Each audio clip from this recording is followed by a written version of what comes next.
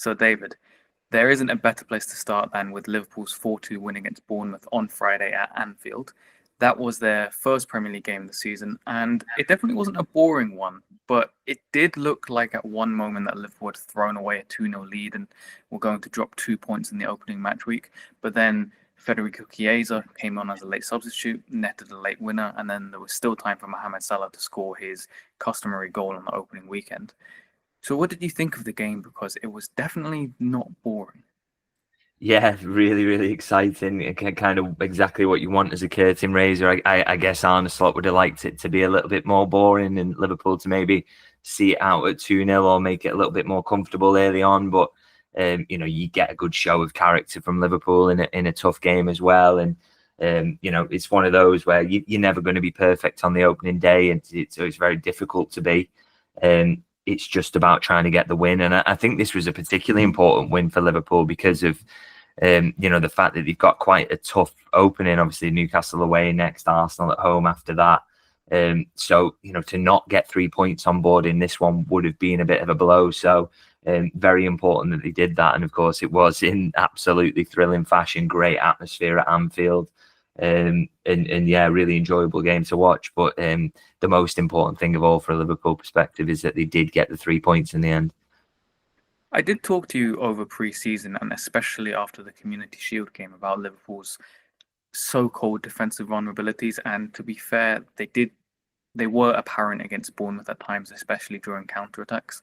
Now, I've seen lots of people comment on this, including people like Jamie Carragher talking about Liverpool's rest defence, how they set up when they lose the ball.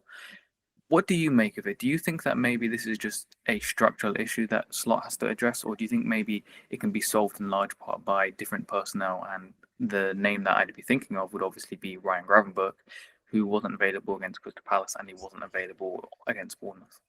Yeah, I mean, fundamentally, it's a structural issue when you look at it. I mean, you can see for the first goal, there are 6 Liverpool players ahead of the ball when it gets lost, and basically 7, because the first thing that happens when the ball gets turned over is one pass gets made, and McAllister, who is the deepest Liverpool player or of those 7, is immediately out of the game and a million miles behind the play, and it's a 3v3 then that Bournemouth do well to exploit with a great ball and well finished. So, structurally that didn't look great in that moment. And then the second one they concede, I mean, to be 2-1 up, having just conceded, and Bournemouth are putting a bit of pressure on you. It was unbelievable, really, the situation they got themselves in. 8 players ahead of the ball, all pretty much inside the box at the moment the ball gets turned over. That is just crazy, really. Just not a situation you should be in the game.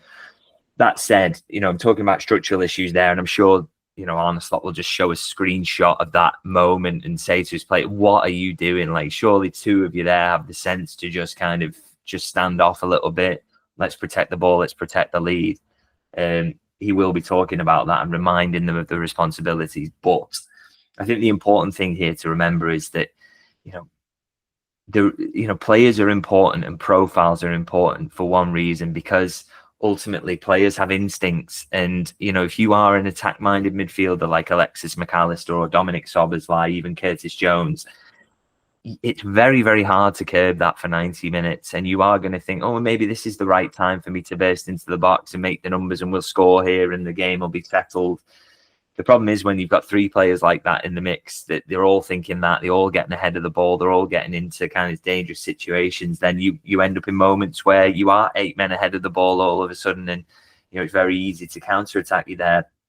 I think the difference is Ryan Gravenberch, he just has that sense of kind of defensive nous, doesn't he, of kind of not going into the box at inappropriate moments. I mean, I did a little piece on him yesterday, actually talking about the fact that I think he had 28 touches in the opposition box last season. McAllister 63, Jones 64, Szoboszlai 108.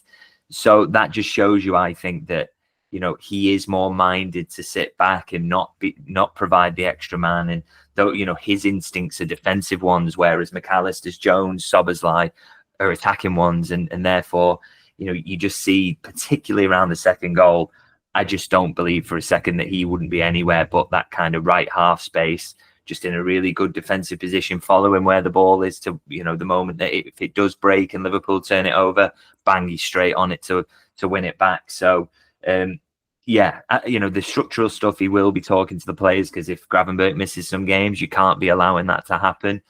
But it won't half help to get Gravenberch in for the next game, because he just has those instincts and he will be there. And I'm pretty sure he would have snuffed out possibly both of those goals, to be honest, by being in the right position.